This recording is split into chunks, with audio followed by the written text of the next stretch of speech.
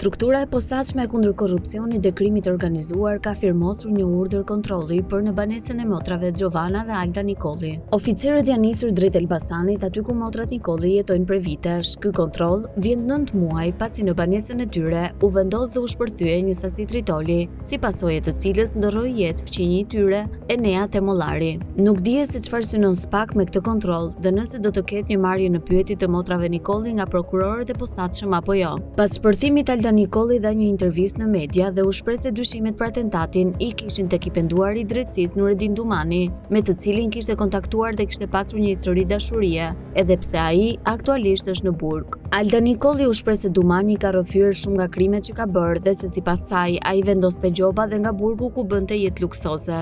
Ajo pretendon se pasi janë ndarë, ai e ka kërcënuar dhe ndaj dyshon se tritolin ja ka vendosur ai. Ndërkohë policia e Elbasanit nuk ka mundur që të vendosë në pranga autorin e ngjarjes.